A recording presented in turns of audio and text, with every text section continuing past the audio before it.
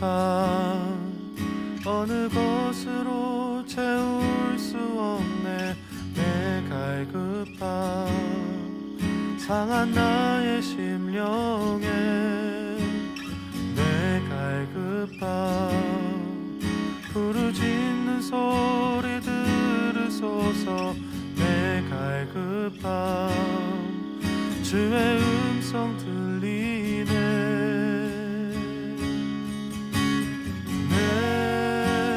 내게로 나오라. 영원히 영원히 목마름 전혀 없으리. 내게로 나오라. 가까이 가까이 생명의 근원 되신 주께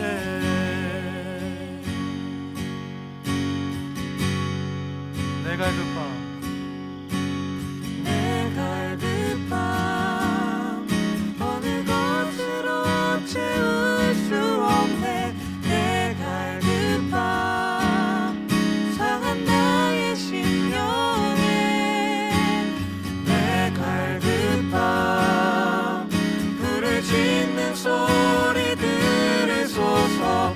내 갈급함 주의 음성 들리네. 내게로 나오라. 영원히 영원히 목마름 전혀 없으리. 내게로 나오라. 가까이 가까이 생수의 근원 대신 주께 내게로 나오라.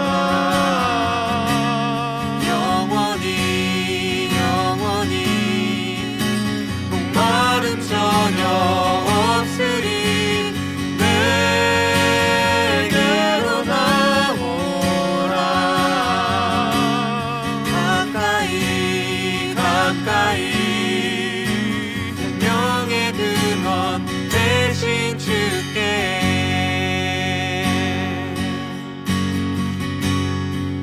주 앞에 엎드려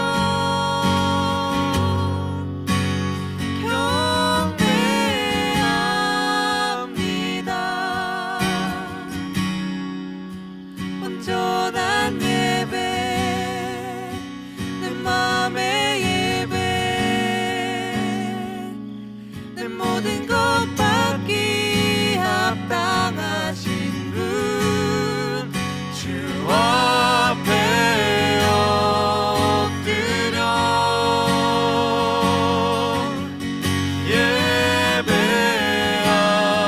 예배합니다. 나의 모든 삶 나의 모든 뜻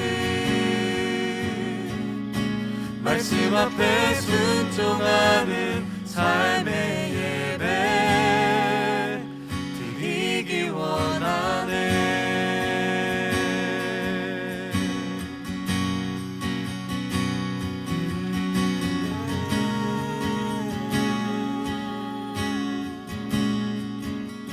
진정한 삶의 예배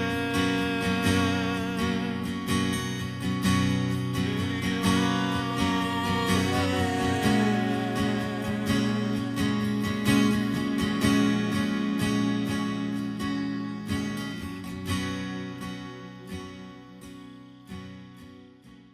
디모데전서 2장 8절부터 15절까지 말씀.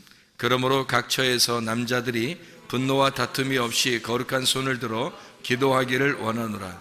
또 이와 같이 여자들도 단정하게 옷을 입으며 소박함과 정절로서 자기를 단장하고 따은 머리와 금이나 진주나 값진 옷으로 하지 말고 오직 선행으로 하기를 원하노라.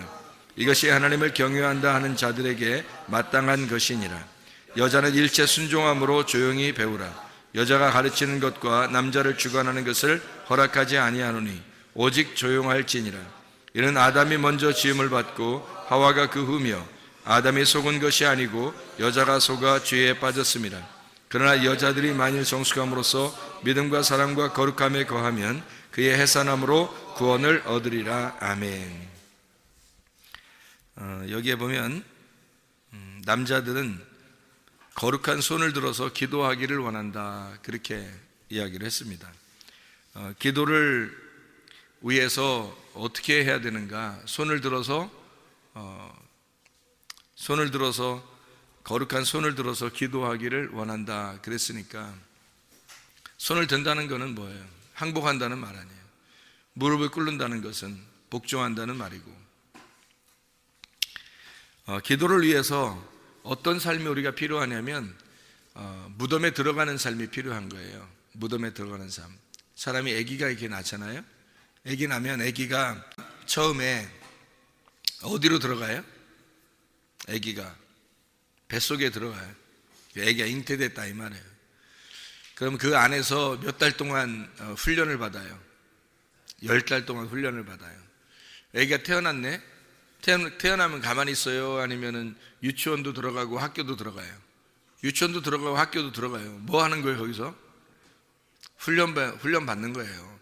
이 세상에서 훈련을 받는 거라고. 그리고 이제 이렇게 살다 학교도 가고 이렇게 살다 보면 남자들 같은 경우는 어디 또 가요? 군대도 가요. 군대도 가요. 남자나 여자나 이제 좀 크게 되면 뭐 이제 둘이 어떻게 해요? 결혼도 하고 그래요. 이게 다 뭐 하는 거예요, 이게? 왜 이런 과정들을 다 이렇게 둔 거야? 그 다 훈련하라고 그러는 거예요. 서로를 훈련하려고 그렇게 하는 거거든요. 그러면 결혼도 하고 또 교회도 나와요, 또. 교회 뭐 이렇게 어릴 때부터 교회 다니는 사람들 있고, 나이 먹어서 교회 나오는 사람들도 있고, 교회도 나와요. 교회 뭐 하는 거예요, 교회에서? 훈련하는 거예요. 이렇게 훈련한다고 이렇게. 그러다가 이제 우리가 살다가 또 나중에 어떻게 돼? 나이가 먹고 아니면 뭐 이렇게 늙고 그러면은 죽어요. 죽으면 어떻게 끝나는 거예요? 아니면 진짜 무덤에 들어가는 거예요? 진짜 무덤에 들어가는 거예요. 그게 이제 뭐 하러 들어가는 거예요? 훈련하러 들어가는 거예요. 그러니까 우리가 사실은 다 모든 이 태어나면서 죽는 때까지의 어떤 과정이 다 훈련이에요. 훈련.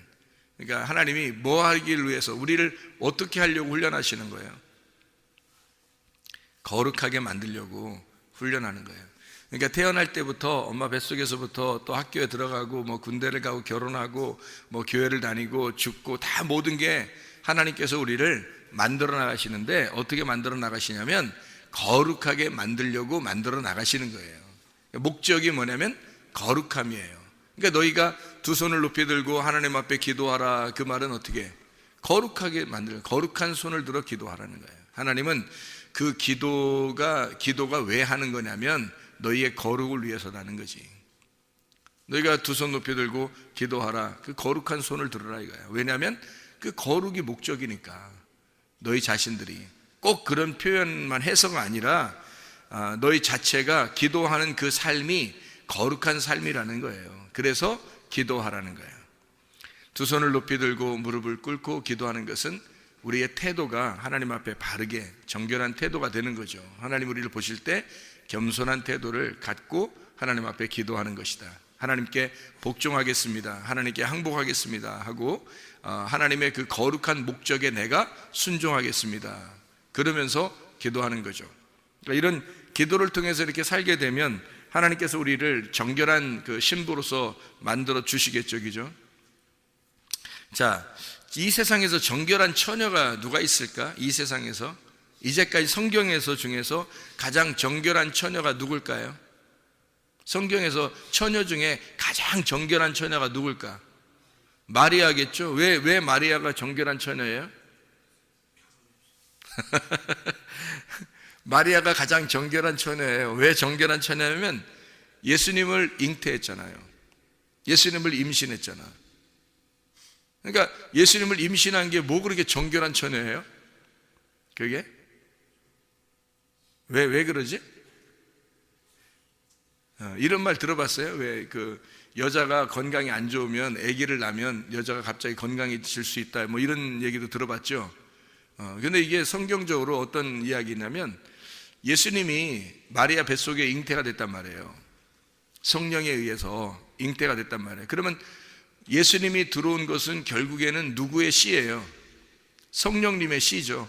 성령님에 의해서 아기가 잉태가 됐으니까 성령님의 씨란 말이에요.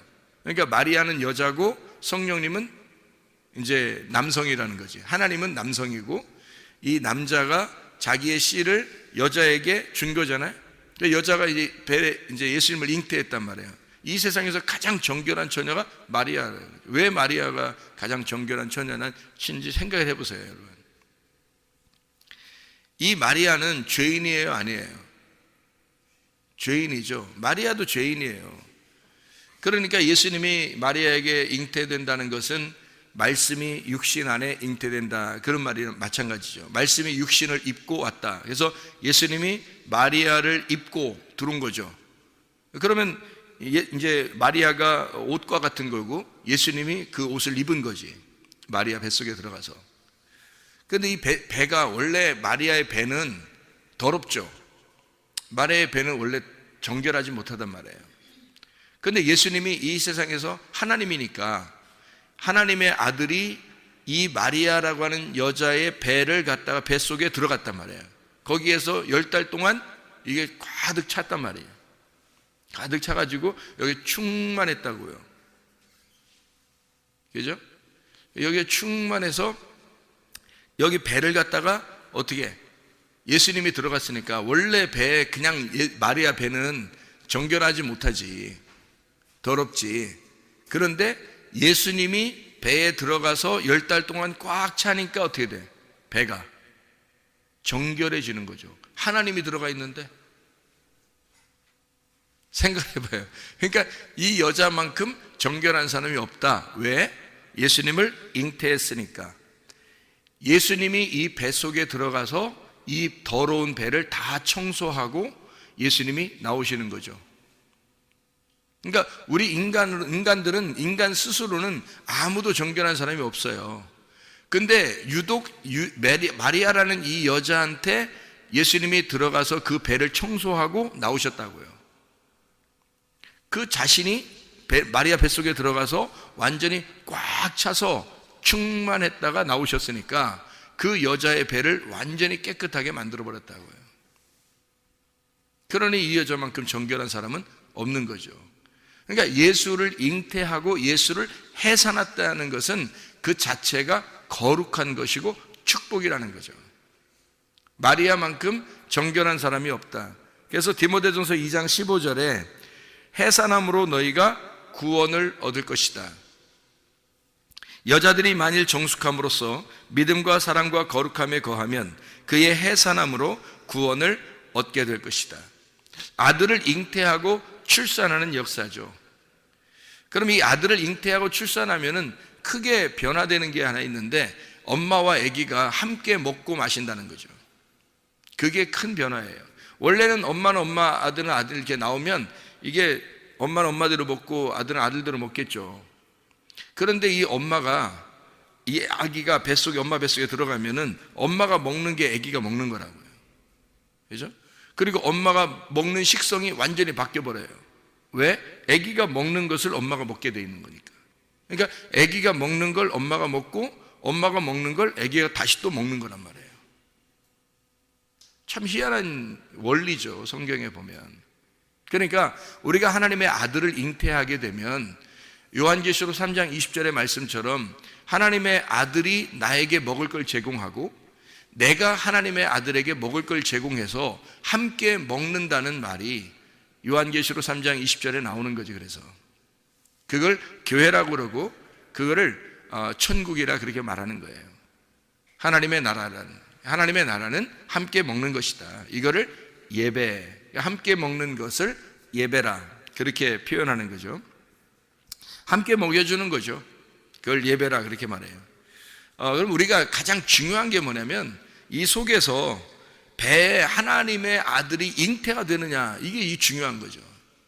하나님의 이 우리의 배에서 이 생수의 강이 흘러나오듯이 이 배에 하나님의 그 아들이 잉태가 되면 모든 건 완성되는 거거든요.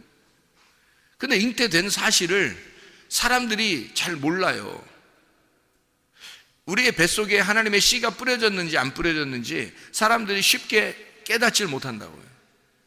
왜 깨닫질 못하는가? 금방 알면 좋잖아요. 야, 진짜 하나님의 씨가 우리 안에 임했구나, 우리 안에 지금 씨가 심어졌구나, 이거를 정확하게 알면은 얼마나 좋겠어요. 그런데 대부분의 사람들이 그거를 잘 모른다고요. 그럼 이 과정을 어떻게 하면 알 수가 있느냐는 거죠. 어떻게 하면. 여러분, 어떤 과정을 통해야 이거를 알 수 있겠어요? 어떤 과정을 통하면 하나님의 아들이 내 속에 씨를 심었구나, 내 속에 잉태가 되었구나, 이제 해산하는 고통만, 이 해산의 고통을 통해서 내가 진짜 구원을 받겠구나 라고 하는 것을 어떻게, 어떤 과정을 통해서 알 수 있을까? 이게 아기가 있다는 사실을, 하나님의 아들이 우리 속에 들어왔다는 사실을 어떤 과정을 통해서 알 수 있을까? 회개하는 과정을 통해서 알 수 있어요. 회개하는 과정이 안 되면 이게 이해를 못 해요. 자기 속에 들어와 있는지를. 씨는 분명히 떨어졌는데 이게 씨가 있는지 확인을 해야 되려면 반드시 회개가 필요하다고요. 그래서 그 회개하는 것은 거룩한 손을 들어 하나님 앞에 기도할 때 그걸 아는 거예요. 거룩한 손을 들어 하나님 앞에 기도하는 자에게 하나님은 그가 예수 하나님의 아들이 잉태가 됐구나 라고 하는 것을 그때 알 수 있다는 거지. 그러면 예수님의 제자들한테도 그런 일이 일어났는지 한번 생각해 봐요, 여러분이. 하나님의 아들이 속에 진짜 내 속에 들어왔구나라는 것을 언제 그들이 깨달았을까? 언제? 오순절날 깨달았단 말이에요. 오순절날 사도행전 그 2장에 보면 1절부터 4절에 하나님의 성령이 막 이렇게 임한단 말이에요. 막 성령이 막 충만하게 그때 임해가지고 막 안다고요, 그 사람들이. 막 성령이 충만하게 임하니까 그들이 그때 성령의 충만함을 깨달았단 말이에요, 이렇게. 그런데 그날 성령 받았나요? 여러분 생각해봐. 그날 성령 받았냐고? 아니라고. 그날 성령 받은 게 아니라 사실은 요한복음 20장 22절에 성령을 받았다고요. 그거 잘 생각해 보라고. 그러니까 요한복음 20장 22절에 하나님의 생기가 들어왔어요. 그게 창세기 2장 7절에 나와 있는 하나님이 흙으로 사람을 만들고 하나님이 생기를 불어넣어 주신 거. 이래서 이제 사람이 살아있는 혼이 됐잖아요. 그게 창세기 2장 7절이잖아. 근데 이거를 그대로 요한복음 20장 22절에 예수님이 부활하고 난 다음에 일부러 예수님이 막 숨을 쉰단 말이에요. 그리고 뭘 받으라고 한다고? 성령을 받으라고 한다고. 근데 이 사람들이 받고 나서 성령을 받으라니까 받았잖아요. 받았을 거 아니에요. 근데 이게 알겠어 모르겠어? 모른다고요. 이게 성령이 속에 들어와 있는지 이걸 모른다고. 그러니까 여러분에게 똑같은 과정이 다 있는 거예요. 하나님의 성령이 여러분에게 호흡을 해요. 생기를 불어넣어 준다고. 하나님의 씨를 갖다 던진다고요. 근데 그것이 심겨져도 잘 모른다고요, 여러분. 자, 보세요. 사람이 남녀가 이렇게 둘이 잠을 자면 아기가 속에 생겼겠구나, 또는 아기가 속에서 막 있네, 이거를 알아요, 몰라요? 잠을 자면 무조건 아기가 다 들어와 있는 거예요? 그거 아니죠. 들어와 있는지 안 들어와 있는지도 몰라요. 그러니까 잠을 잔 건 분명히 확실한데 아기가 들어와 있는지 안 들어와 있는지는 모른다고요. 근데 언제쯤 이게 확인이 돼요? 어느 정도 시간이 조금 지나면 이게 표시가 난다고요. 몸에 변화가 일어나기 시작한다고. 그래서 아기가 속에 있다는 사실이, 아기가 속에가 있으면 이 몸이, 여자의 몸이 바뀐다고요, 점점. 배도 좀씩 나오게 될 것이고, 이제 뭐 아기한테 이제 뭐 우유도 먹여야, 이게 우유가 아니 젖을 먹여야 되니까 그것도 이제 뭐 변화가 있을 것이고, 뭐 이렇게 점점점 여자의 몸이 변하기 시작한다고요. 그러니까 결국에는 여자의 몸에서 가장 두드러지게 변화되는 것이 어디냐면 가슴하고 배예요. 가장 두드러지게 변화되는 것. 왜 그러냐면 생각해봐요. 여자가 갑자기 임신을 했다 안 했다를 몰라요. 그냥 잠잤다고 해서 임신했다는 걸 아는 게 아니고, 모르는데 갑자기 변화가 일어나는 게 있는데, 그게 바로 뭐냐면 먹을 거에서 변화가 일어나요. 먹는 데서. 먹는 게 바뀌는 거야. 이상하다, 뭘 먹고 싶어. 근데 자기가 좋아하는 게 아닌데 이상하게 막 먹고 싶어져. 생뚱맞은 게 막 갑자기 막 먹고 싶어져요. 겨울에 수박을 먹고 싶다고 하질 않나? 여름인데 겨울 과일, 여름인데 귤을 먹고 싶다고 하질 않나? 이렇게 갑자기 몸에 변화가 일어나면서, 고기를 안 먹던 사람이 고기 먹고 싶다 그러고, 채소를 안 먹던 사람이 갑자기 채소를 먹고 싶다 그러고, 이렇게 바뀌는 거예요. 누가 속에서 바꿔놓냐면 아기가 바꿔놓는 거예요. 그러니까 먹을 거에서 먼저 변화가 일어나고, 그리고 가슴에서 변화가 일어나고, 배에서 변화가 일어나기 시작해요. 그럼 그때 이제 벌써 어떻게 돼요? 아, 내가 내 몸이 아니구나 라는 걸 깨닫게 되면서, 아, 이게 속에 아기가 있구나. 이제 뒤로 이제 거슬러 올라가 보죠. 그러면 진짜 이제 아기가 있다는 걸 알게 되는 거지. 그때서. 그전에는 모른다니까요. 전혀 똑같아요. 요한복음 20장 22절에 하나님의 씨가 그들에게 들어왔어요. 그런데 그들은 전혀 몰랐다고. 그게 들어와 있는지도 몰랐다고. 그런데 그걸 언제 알았냐면 사도행전 2장 1절부터 4절까지의 말씀에서, 그때 예수님이 제자들에게 잉태가 되었구나 라고 하는 사실을 그때 깨닫게 된 거예요. 그리고 그들은 그때부터 몸의 변화가 일어나기 시작한 거죠. 그러니까 그 알게 되는 어떤 시점이 있다고요. 이게 그 알게 되는 시점이 언제냐면 회개할 때라는 거죠. 그들이 거룩한 두 손을 들어 하나님 앞에 기도할 때라는 거죠. 하나님의 말씀을 여러분이 들었다고 해서 다 그냥 속에서 임신했다는 사실을 여러분이 깨닫는 게 아니라, 잘 몰라요. 말씀이 떨어지는데도 몰라요. 그런데 어느 날 여러분이 그 말씀 붙들고 기도하는데 하나님의 역사가 일어나기 시작하고 속에서 변화가 일어나기 시작한다는 거죠. 하나님의 아들이 여러분을 주관하기 시작한다는 거죠. 여러분을 통치하기 시작하는 거예요. 주인이 바뀌기 시작하는 거예요. 점점 바뀌기 시작하는 거야. 내가 내 뜻대로 막 살려고 했었는데 이상하게 그게 잘 안 되는 거예요. 어느 날부터 자꾸 교회 중심으로 바뀌는 거예요. 사람이. 어느 날부터 말씀 중심으로 사람이 바뀌기 시작하는 거예요. 어느 날부터 하나님 중심으로 말씀이 막 이 속에 변화가 막 신호하기 시작하는 거예요. 자기도 모르게. 이게 임신했다고 하는 사실을 깨닫는 순간이라면, 이상하다. 내 몸에 변화가 일어나네. 내 마음에 변화가 일어나네. 내 생각에 변화가 일어나네. 언제로 거슬러 올라가 보니까 하나님의 씨가 떨어진 그 말씀을 붙들고 기도한 시점이 있더라는 거죠. 그때부터 하나님의 역사가 우리의 속에서 일어나기 시작한다는 겁니다. 확인하게 되는 거죠. 하나님의 성령이 그냥 들어왔다가 그냥 아무것도 모르게 가만히 있는 게 아니라 어느 날 사람을 갖다가 확인을 시킨다고요. 씨가 들어와 있다고 하는 사실을 어느 날 시간이 되면 이게 확인이 된다고. 근데 내내 그냥 똑같아. 씨가 들어왔는 것 같은데 내내 똑같아. 그럼 어떻게 될까요, 이 사람? 씨가 들어온 줄 착각한 거죠. 임신 안 된 거죠. 그러니까 성경에서는 우리에게 잉태하는 그 고통을 통해서, 출산의, 해산의 고통이 나오는 거예요. 잉태가 돼야 해산이 나오는 거지. 하나님의 아들이 내 속에 잉태가 돼야 하나님의 아들이 출산이 되죠. 하나님의 아들이 출산하면 이 여자가 어떻게 되는 줄 알아요?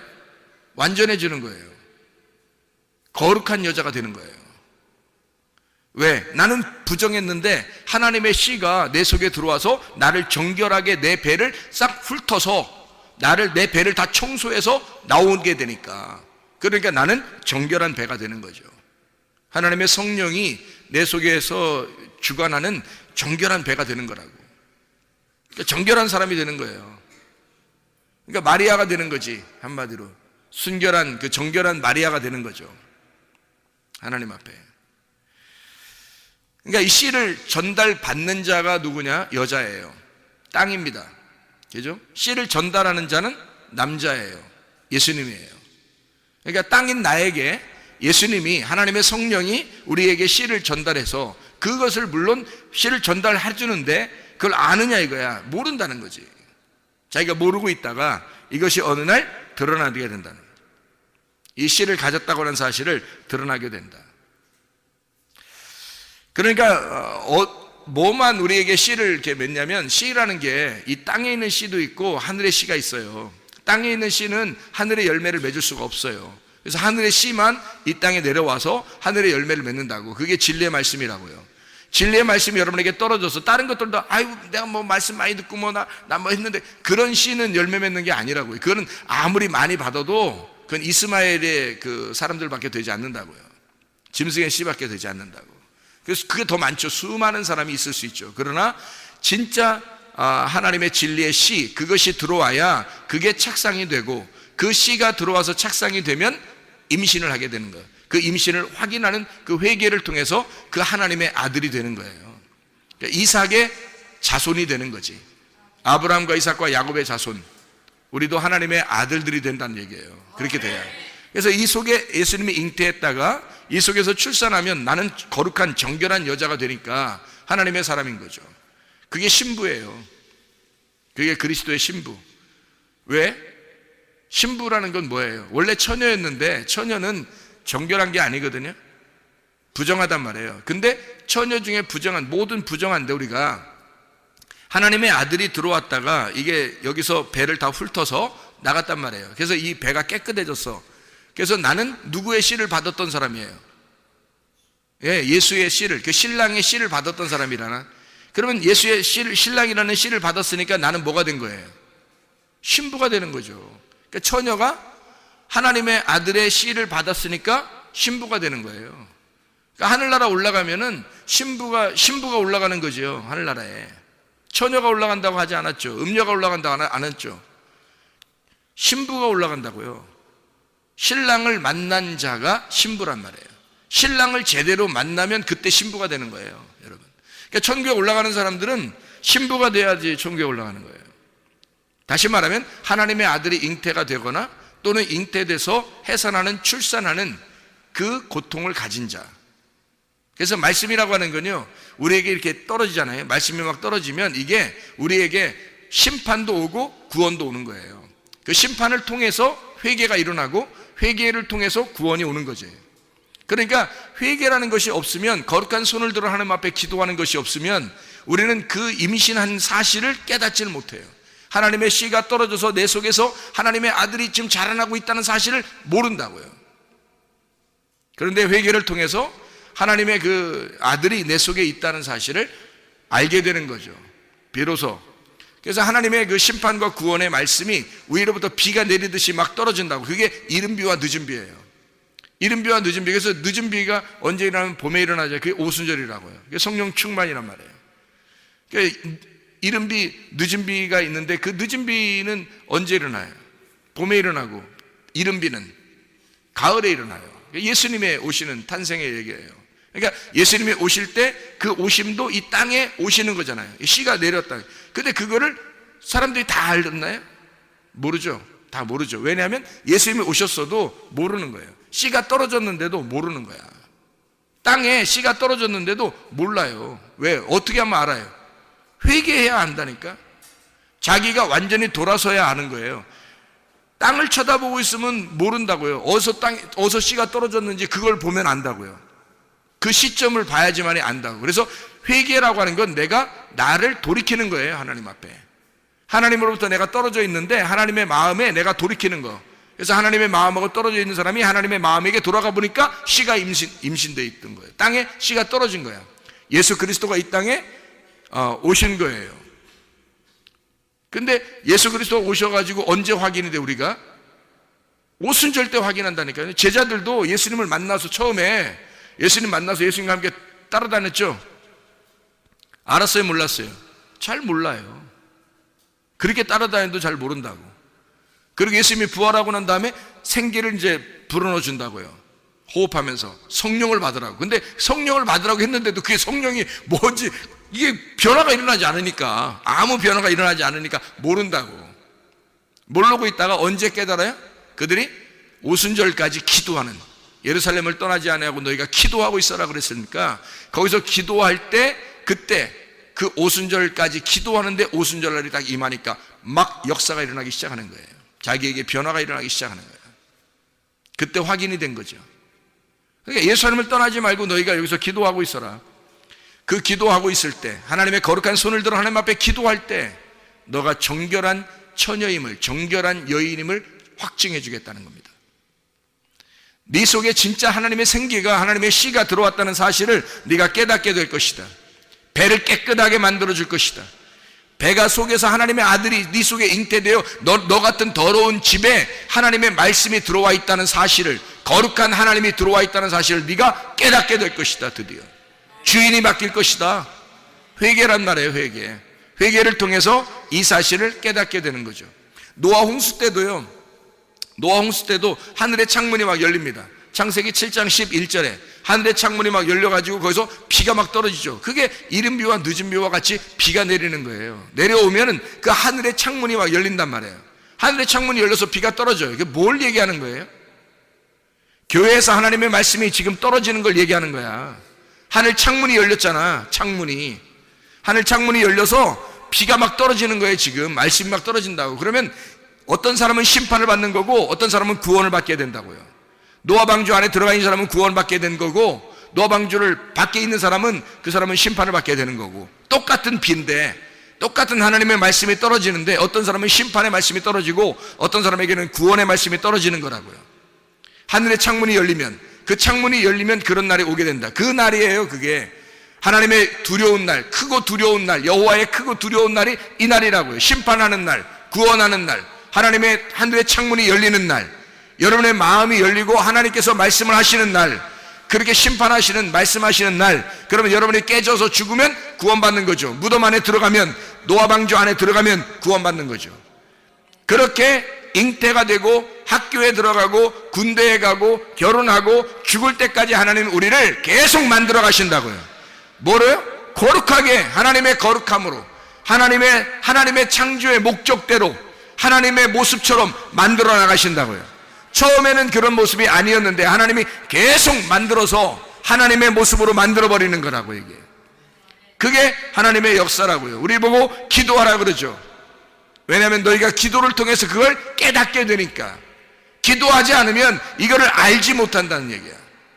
너희에게 씨가 떨어졌는데도 이해를 못해요. 무슨 이게 떨어졌는지도 모른다고요.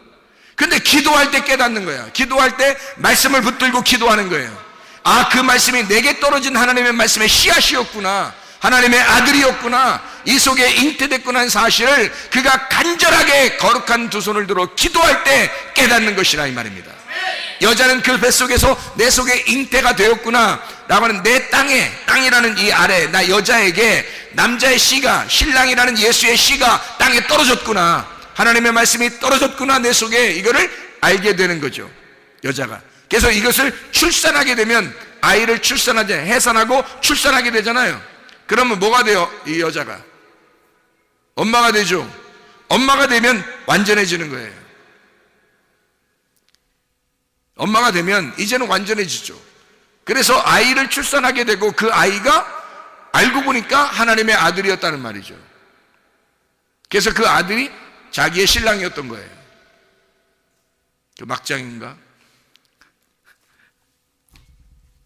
그런 의미가 아니고, 예수님이 우리 안에, 마리아 안에 잉태가 돼서 출산하고 나니까 그 마리아가, 그 아들이 누군지를 나중에 깨달은 거야. 하나님의 아들, 이 땅에 오신 신랑임을 깨달은단 말이죠, 이 마리아가. 그래야 정결한 신부가 돼서 그 신랑의 신부가 되어 하나님 나라에 가죠. 하나님 나라에 갔더니 여러분, 마리아가 예수님 어머니더라 그러면 되겠어요? 이상하잖아. 그게 더 막장이지. 그 하나님의 그 어머니가 돼버리면 어떻게 해? 하늘나라 올라가서. 그럼 마리아가 어떻게, 거기서 더 높은, 대왕 대비마마 이렇게 되는 거잖아. 이렇게 하면 더 막장이지. 그렇게 하면 안 되지. 하나님의 아들의 신부죠. 우리 모두는, 그러니까 마리아는 대표적으로 마라라고 하는 쓴물에서 나온 여인이란 말이에요. 우리도 죄인인데 그 쓴물이 하나님의 아들을 받아들임으로써 단물이 되었다는 거지. 나라는 마리아를 싹 다 끌어내니까, 나라는 배를 싹 다 쓴물을 다 끌어내니까 이 속이 달아졌더라, 이 속이 깨끗해졌더라, 그 말이죠. 그래서 정결한 신부가 되었다, 이 말이죠. 하나님의 그 아들, 그 신랑의 신부가 되는 준비가 되었다, 그 말이에요. 그러니까 정결한 사람이라 그러지. 여기서 무슨 말인지 알겠어요? 디모데전서 2장 15절에 여자들이 만일 정숙함으로써 믿음과 사랑과 거룩함에 거하면 그의 해사람으로 구원을 얻을 것이다. 구원을 얻는 게 뭐예요? 하나님의 아들의 신부가 되는 거예요. 그게 구원이라고. 하나님 나라에 가는 게 구원이라고요. 하나님의 나라에 사는 게 구원이라고요. 그러니까 하나님의 나라를 우리가 지금 살지 못하면 여전히 괴로운 거죠. 염려와 근심과 원망과 불평이 계속 끊이지 않는 곳이 땅이니까, 땅에 우리 그 땅 자체는 아니라고. 씨를 받지 못하면 이거는 땅은 어둠이라고요. 근데 씨를 받아, 빛이라고 하는 씨를 받으니까, 하나님이라고 하는 씨를 받으니까 땅이 바뀌는 거죠. 그 씨가 땅을 바꿔버리는 거예요. 그래서 좋은 밭을 만들어 땅에 보화가 심겨지면 그 땅 자체가 값어치 있는 땅이 되는 거죠. 보화 때문에, 보화가 심겨지니까, 씨가 심겨지니까 그 밭이 귀한 밭이 되는 거지. 비싼 밭이 되는 거지. 보화가 안 심어졌어요. 그냥 땅은 땅이에요. 어둠이고 아무것도 아니에요. 값어치가 없어요. 그런데 씨가 심겨졌어, 보화가 심겨졌어요. 그 땅은 귀한 밭이 되는 거죠. 비싼 땅이 되는 겁니다. 하나님의 그 말씀이 우리의 속에 들어와서 우리의 속에 하나님의 아들이 잉태, 착상이 되고, 그리고 그 속에서 거룩한 아들이 자라나게 되면 우리는 이제 하나님의 아들이 되는 거예요. 그 사실을 언제 깨닫는가? 오순절 때 깨닫는다. 오순절 때 깨닫는다는 말은 뭐라? 기도할 때, 거룩한 두 손을 들어 기도할 때 깨닫게 된다. 그거를 깨닫게 되면 하나님의 아들이 내 속에 있음을 알게 되니까 하나님의 아들 중심으로 살게 되는 거죠. 그러면 이게 천국이란 말이에요. 여러분, 이 땅에 살면서도 천국 살아야지. 그리고 천국 살다가 천국을 가야 될 거 아니에요. 그 천국이라는 나라가 어느 나라예요? 하나님의 아들의 나라예요. 하나님의 사랑의 아들의 나라. 그게 천국이라고. 그럼 그 아들과 함께 있어야 가는 거죠. 그 아들이 있다는 사실을 내가 깨달으면 담대할 것이고, 아들이 속에 있다는 사실을 깨닫지 못하면 불안할 거란 말이죠. 그 하나님이 우리에게 주시는 영은 두려워하는 영이 아니라는 거잖아. 그죠? 하나님의 아들이 오시는 그 하나님의 아들의 그 영은 두려워하는 영이 아니에요. 능력과 사랑과 절제하는 영이죠. 하나님 우리를 통치하시고 컨트롤하는 하나님의 계획, 그런 영이란 말이에요. 두려워하는 영이 아니라고요. 그러니까 세상에 어떠한 일이 벌어져도 하나님의 아들이 내 속에서 착상이 되고 그 속에서 하나님의 아들이 자라나기 시작하면, 그 사실을 깨닫게만 되면, 언제? 오순절에. 여러분의 속에 오순절이 임해야 된다고. 하나님의 그 오순절이, 왜냐하면 하나님의 말씀이, 예수님이 호흡을 해서 딱 호흡을 했는데 그냥 생기가 들어왔다고 그냥 다 아는 게 아니라니까. 그날 아는 게 아니에요. 요한복음 20장 22절에 보면 그때부터 사도행전 2장에 있는 때까지 기간이 남아있어요. 그때까지는 몰랐다고, 제자들이. 그 자기들 속에 뭐가 있는지 확인을 못했다고요. 근데 사도행전 2장이 딱 되니까 하나님의 성령이 막 역사하심을 깨달았다고요. 그때, 그날 확실히 자기 속에 하나님의 아들이 있다는 사실을 깨닫게 된. 그러니까 담대하지. 이제 그때부터 하나님의 아들이 나와 함께 있구나라는 걸 담대하게 되죠. 하나님의 그때 예수가 나에게 호흡을 주신 그 말씀이 내 속에 하나님의 아들이 잉태된, 하나님의 아들과 내가 함께 있구나라는 그 사실을 깨닫게 된 거죠. 그날 오순절날 깨닫게 된 것입니다. 뭐 할 때? 거룩한 두 손을 들어 기도할 때 이 사람이 깨닫게 된다는 거지. 그런 담대함으로 살아가야 이 땅 사는 주님 오실 때까지, 우리가 재림하는 그 주님 오실 때까지 계속해서 우리가 담대한 마음으로 살아갈 수 있는 것은 오순절을 경험한 사람들만이 그때 주님을 담대하게 살다가 주님 만나게 되는 것입니다. 오순절이 여러분 속에 임하시기를 바랍니다. 기도하겠습니다. 우리 하나님 아버지, 사랑과 은혜를 감사합니다. 하나님, 예수 그리스도의 말씀이 늘 우리에게 떨어지지만, 그 씨가 늘 떨어지지만, 그 생기가 늘 우리에게 들어오지만, 하나님의 아들이 늘 우리에게 들어와 계시지만, 그러나 우리가 깨닫지를 못하고 있을 때가 얼마나 많은지 모릅니다. 하나님, 오순절이, 하나님의 성령의 오순절이 우리에게 임하게 하셔서 하나님의 성령으로 충만한 시간들을 살다가 주님 만나게 도와 주시옵소서. 예수 그리스도 주님을 경험하다가 주님 만나게 도와 주시옵소서. 천국을 살다가 주님 만나게 도와 주시옵소서. 예수 그리스도 존귀하신 이름 받들어 기도 올리옵나이다. 아멘.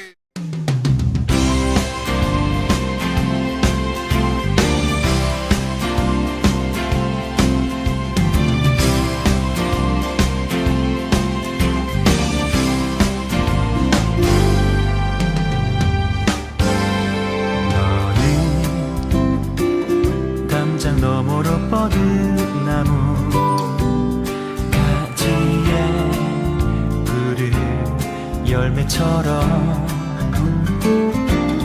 하나님의 귀한 축복이 삶에 가득히 넘쳐날 거야.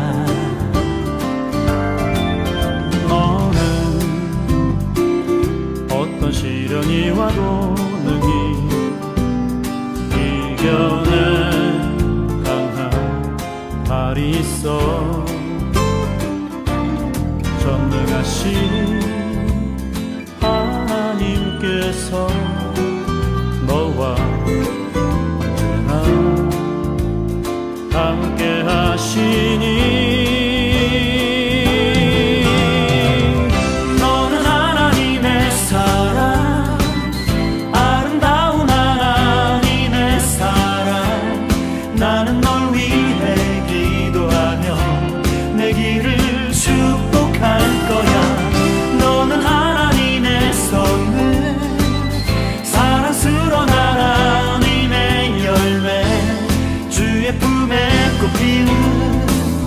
나무가 되어줘.